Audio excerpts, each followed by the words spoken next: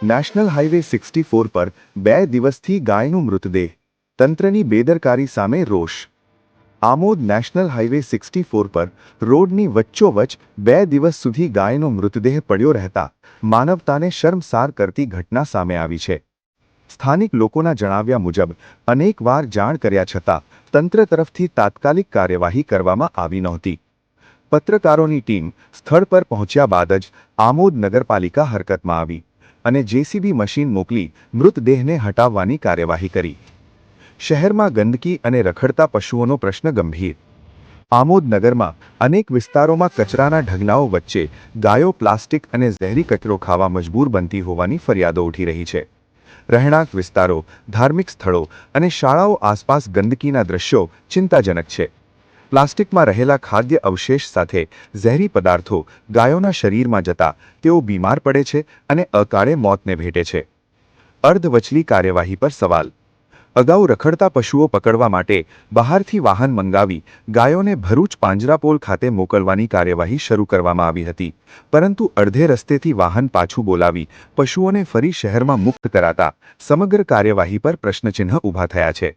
સ્થાનિક પશુપાલકોના સહકાર છતાં સમસ્યા યથાવત છે। આક્રોશ અને ચેતવણી। આમોદ તાલુકા ગૌરક્ષા પ્રમુખ દ્વારા અગાઉ ઉચ્ચ સ્તરે રજૂઆત કરાઈ હોવા છતાં અસરકારક પગલાં ન લેવાતા હવે ઉગ્ર આંદોલનની ચેતવણી આપવામાં આવી છે।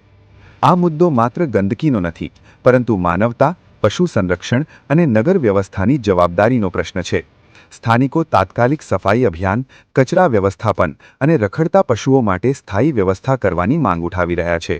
Reporter Javed Malik, news today, Amod.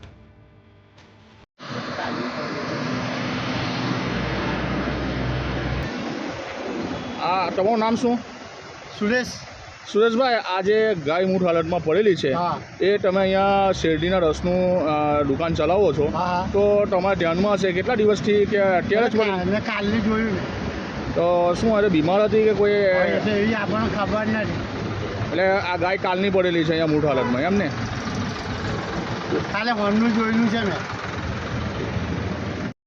મારું નામ છે ભરતભાઈ ભીખાભાઈ વસાવા। આ કચરો ખાવાથી ગાયનું મૃત્યુ પામ્યું છે। આજે 2 દિવસ થયા છે ગાયને મર્યા, પણ કોઈ આને ઉઠાવવા રાજી નથી, કચરો સાફ કરાવવા રાજી નથી। આટલી બેદરકારી છે આમોદના નગરપાલિકાની।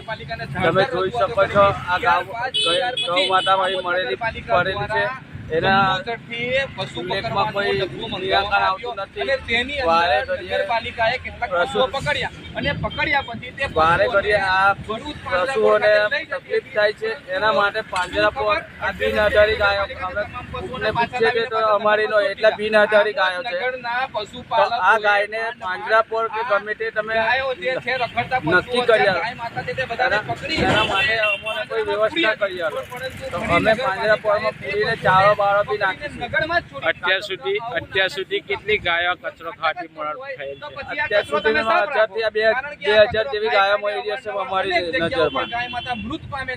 2000 જેવી ગાયો તો અમે આમ ડબ્બર વિધિત કરેલી હશે।